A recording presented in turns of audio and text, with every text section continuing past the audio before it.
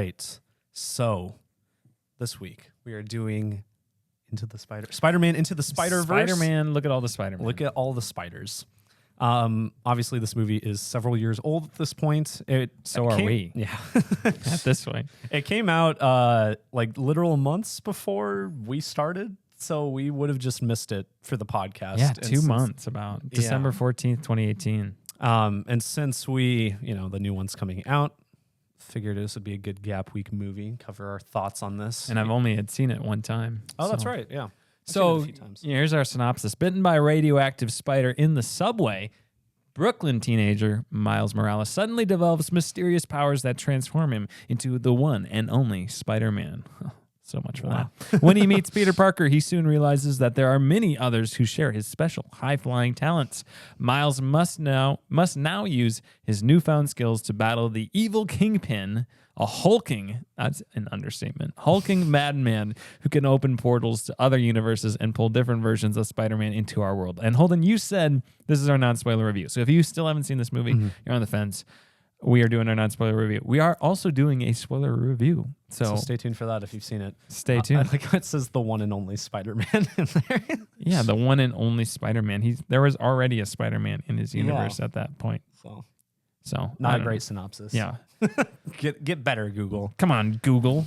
So this movie, it has like 3 directors. I can't remember who they are. Lord and Miller are they're producers and writers. I don't think they Peter directed. Ramsey, Bob Paraschetti, and Rodney Rothman. Peter Ramsey sounds familiar. You want to click on him? Peter Ramsey. I'm clicking on him. Mandalorian. He's standing in front of a Mandalorian thing. Oh, yeah. Maybe he directed an episode of Mandalorian. That's what I'm thinking. He is best known for directing Rise of the Guardians.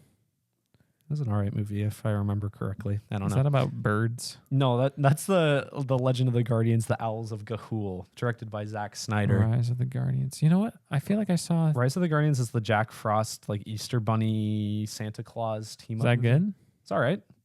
It's a DreamWorks movie. I remember, I guess I haven't seen it since it came out, but... Interesting. Yeah. Anyway... Lord and Miller, yeah, they're producers, and at least one of them wrote it. But so yeah, it's got some good humor and all of that. I love this movie. This is my favorite Spider-Man movie. It's not my favorite. I just mainly out of nostalgia for those Tobey Maguire ones, but I think I like No Way Home still more. Okay. But this is a great movie. It won Best Animated Feature, I believe. Yeah. It is the best looking animated movie I've ever seen, I think. Yeah, I'm trying to... I mean, it literally... This changed animation, right? We've seen so many... We just reviewed Puss in Boots. I mean, Puss in Boots, clearly inspired by this. They do Teenage Mutant Ninja Turtles, Seth Rogen one. The new Spider-Man Across the Spider-Verse. Yeah. Clearly inspired a lot of stuff. Even Disney's Wish movie that's coming out. This changed animation and did things that we didn't think really could be done. Came out a year after Sony Animation did the Emoji Movie. That's incredible. What a turnaround there. Never did see the Emoji Movie, I guess. But yeah, it's gorgeous. It's fantastic, revolutionary, beautiful, but it's also very well written and very creative. This was also before a lot of the multiverse stuff was in the mainstream medium. Yeah. Because we didn't have Endgame yet. No, for sure. And we didn't have, Multiverse of Madness and all that stuff and Loki and whatnot. Yeah, it really did. In the MCU. I mean, obviously they had made Endgame at that point, but for the public, it was a trend starter. Yeah, and as well as, Everything Everywhere All at Once. So really influential there. It's just got such a fun cast of characters, all really well played. It's gorgeous. The Peter Parker at the beginning played, is it Chris Pine? That's Chris Pine, yeah. It's great how perfect he is. And then you get, what's his name from, is it New Girl? Yeah, Jake Johnson. Jake Johnson. From New Girl. Emily and I were watching. She had never seen it. And she said he was the perfect casting for Peter B. Parker. He was really good, yeah. I think, yeah, he and Shameik Moore who plays Miles. Yeah. They're probably the standouts voice-wise, I think. They're both great.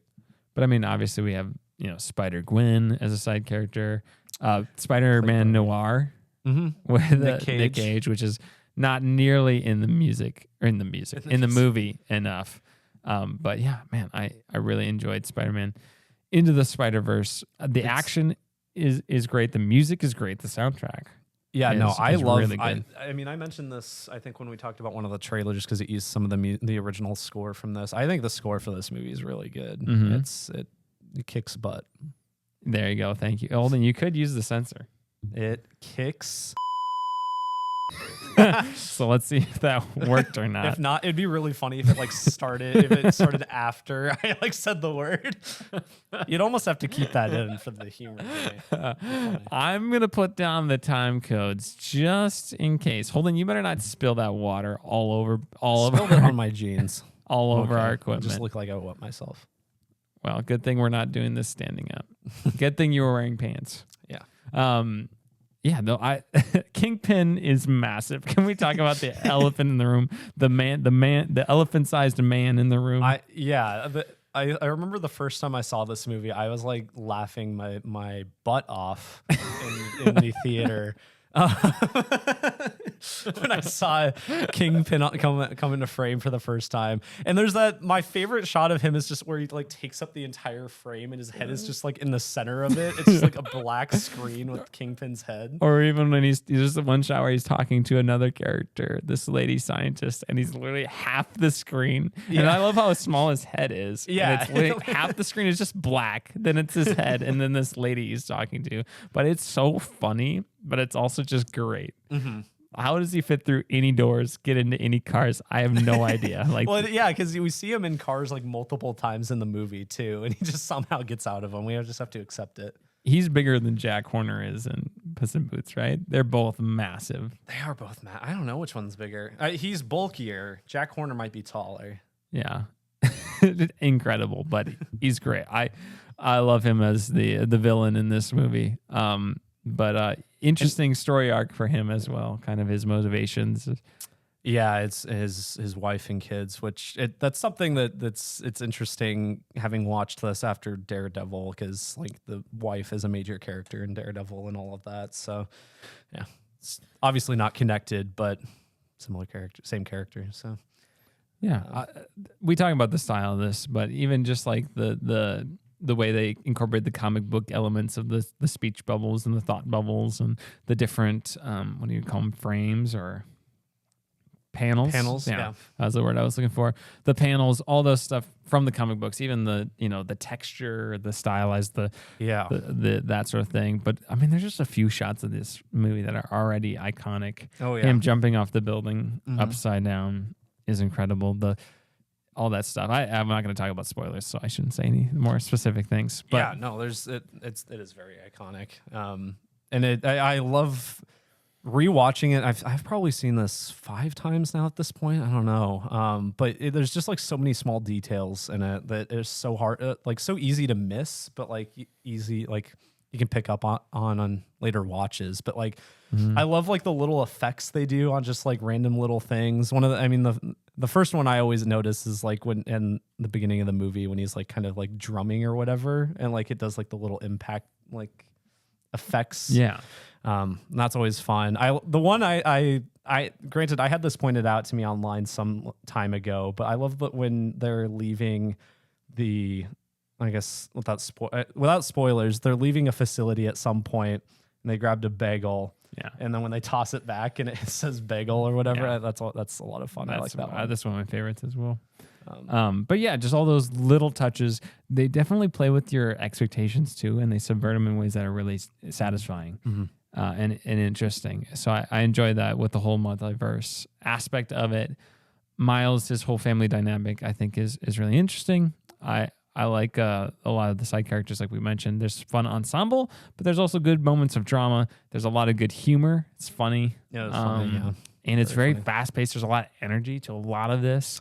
It's like 2 hours. Yeah, which like is kind of surprising. Yeah, that's a long animated movie, and it carries it the whole time. I think the new one's like 2.5 hours. I was gonna say this movie could be longer. Yeah.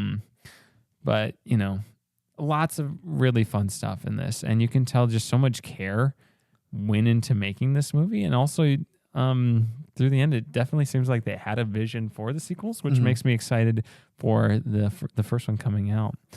just in a few weeks across the Spider-Verse, which we'll be reviewing.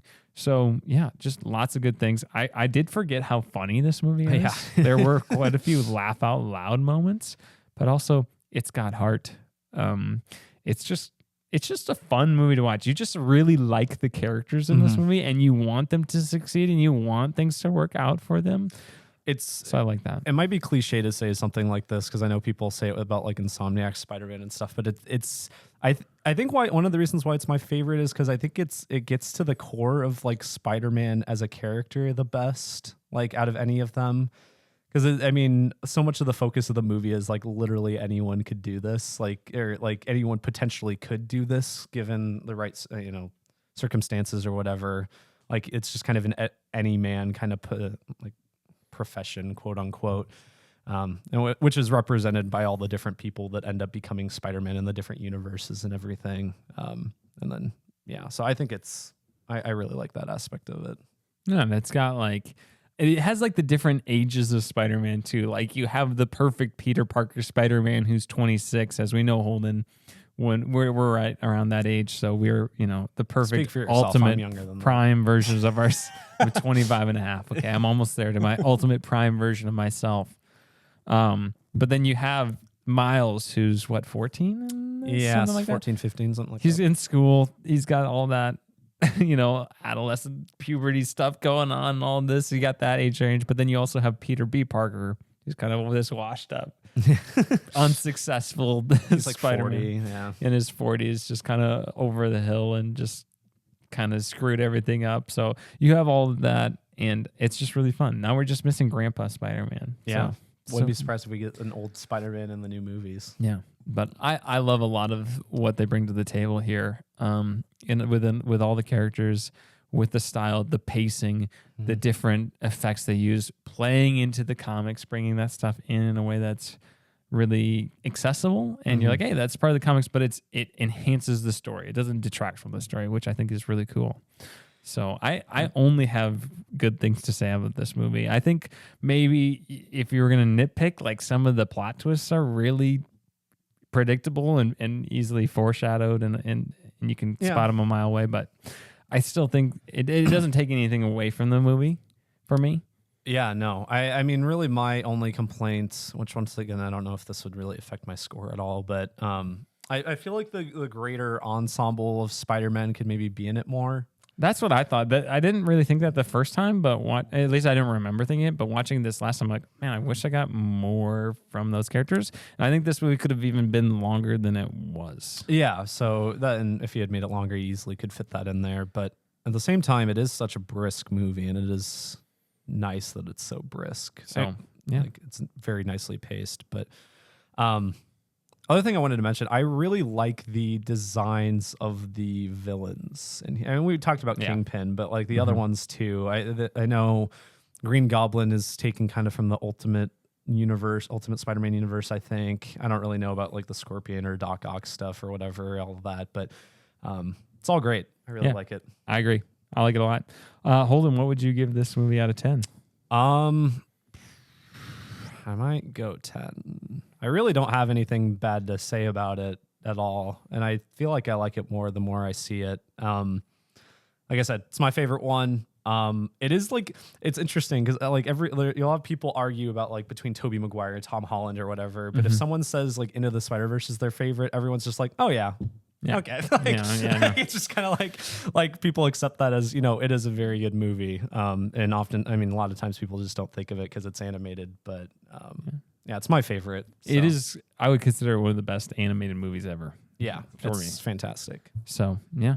Sweet. I would say it's for anybody who, if you like Spider-Man or superheroes in general, it's for you. And it's for kids, it's for parents, adults, anybody at any age can enjoy it. So I think it's just a really accessible movie at a lot of levels. And I think you'll get a different appreciation for it no matter what stage of life that you're at, because it talks about those things. So if you are a kid, you're going to see the school stuff and connect to that. If you are, going out of college and stuff, you finding your way in life and that sort of thing, you can get that as well. And then also, like as an adult, all these other adult things that happen and the more mature side of things, you get that element of that too. So I like how it has all those things.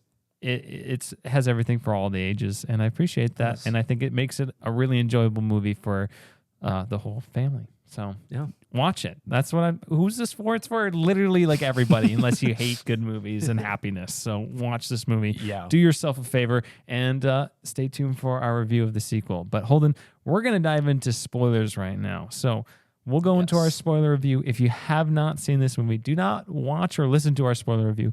Time codes are in the description. If you're on YouTube, this video will just end, so you don't have to worry about it. But if you want to watch it, go click on the recommended. It'll probably be in the end title card. Otherwise, if you're listening, just keep on listening. Don't even think about pressing that pause button. Don't do it. Don't do it. Holden will find you. Well, All I right. will kill you. Wow. Wow. All right. Let's go into our spoiler review.